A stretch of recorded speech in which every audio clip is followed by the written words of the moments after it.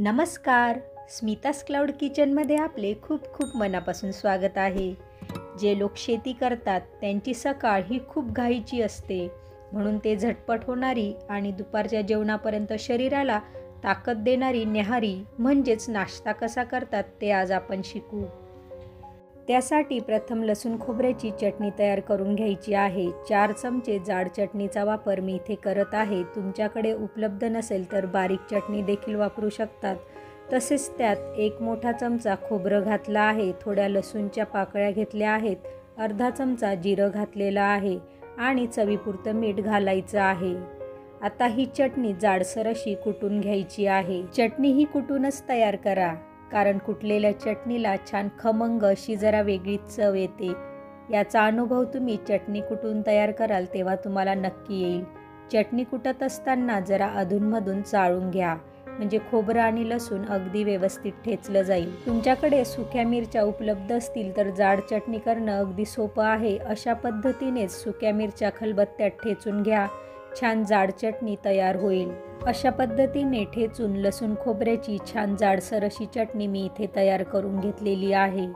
आता भाकरी तयार करून घ्यायची आहे. तुमच्याकडे बाजरीचं किंवा ज्वारीचं जे पीठ उपलब्ध असेल त्याची भाकरी करून घ्या. मी भाकरींचं पीठ दळताना ज्वारी, बाजरी आणि त्यात थोडे तांदूळ मिक्स करून दळते. त्यामुळे भाकरीचा रंग जरा पांढरा येतो. बऱ्याच लहान मुलांना बाजरीच्या भाकरीचा रंग आवडत नाही, त्यामुळे अशी ट्रिक केली म्हणजे मुलं बरोबर भाकरी खातात. भाकरीचं पीठ मळण्याआधी गॅसवर तवा ठेवून गॅस लो करून घ्या, म्हणजे भाकरीचं पीठ मळेपर्यंत तवा अगदी व्यवस्थित तापेल. भाकरीसाठी तवा हा व्यवस्थितच तापलेला हवा, नाहीतर भाकरी तव्याला चिटकते.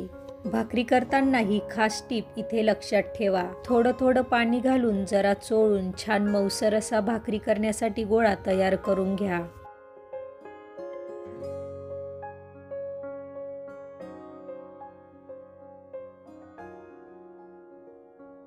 भाकरीचं पीठ मळताना चांगली मशागत केली म्हणजे भाकरी छान खमंग आणि चविष्ट येते. अशा पद्धतीने मळलेल्या पिठाचा गोळा तयार करून परातीला किंवा ताटाला खाली कोरडं पीठ लावून घ्या. तसेच हातांना देखील थोडं कोरडं पीठ लावून घ्या आणि छान गोलाकार अशी भाकरी तयार करून घ्या.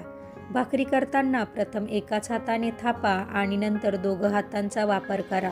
एकाच दिशेने ती गोलाकार फिरवत जा आणि बोटांचा जरा जोर काठांवर पडला म्हणजे काठ अगदी छान बारीक येतील.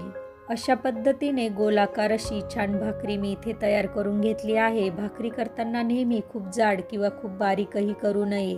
तापलेल्या तव्यावर आता मी ही भाकरी टाकून घेते. भाकरी तव्यावर टाकल्यानंतर गॅसची फ्लेम नेहमी हाय करून घ्यावी आणि भाकरीला वरून अगदी थोडंसं पाणी लावून घ्यावं. भाकरी उलथण्याआधी भाकरीच्या तळाशी उलथणी अगदी सहज जात असेल तर भाकरी उलथवून घ्यावी. भाकरी उलथल्यानंतर मागच्याच बाजूने भाकरी अगदी पूर्णपणे शिजवून घ्यावी. भाकरीची मागची बाजू शिजवत असताना काठ वगैरे व्यवस्थित चेक करून अगदी व्यवस्थित सर्वत्र भाकरी शिजवून घ्यावी. भाकरीची मागची बाजू अगदी व्यवस्थित शिजवून झाल्यानंतर पुढची बाजू शिजवण्यासाठी तुम्ही तव्याचा देखील वापर करू शकतात किंवा डायरेक्ट गॅसच्या फ्लेमवर देखील भाजू शकतात. मी इथे डायरेक्ट गॅसवरच भाकरी शिजवून घेत आहे. उलथणीचा वापर करून भाकरी गोलाकार सरकवत जाऊन भाजून घ्यायची आहे. गॅसवर भाकरी भाजल्यावर ती खमंग अशी भाजली जाते. पुढच्या बाजूने भाकरी अगदी व्यवस्थित भाजली गेलेली आहे. मी आता गॅसची फ्लेम बंद करून घेते. भाजलेली भाकरी 2 मिनिटं गरम तव्यावरच ठेवा, म्हणजे तिचा पोपडा कुरकुरीत होईल. तर मस्त खमंग भाजून घेतलेली भाकरी मी इथे आता प्लेटमध्ये ठेवून घेते आणि भाकरीचा जो आलेला पोपडा असतो तो मधल्या साईडने मी जरा काढून घेते.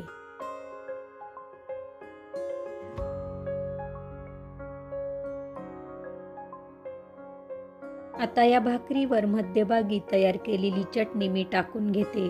आता या चटणी भाकरीला अगदी खमंग चविष्ट बनवण्यासाठी मी गॅसवर तडका पॅनमध्ये 2 छोटे चमचे तेल गरम करण्यासाठी ठेवून घेतलेलं आहे. तेल कडकडीत तापलं आहे, त्यात छोटा अर्धा चमचा जिरं टाकून घेतलेला आहे. आता ही कडकडीत फोडणी चटणीवर टाकून घ्यायची आहे.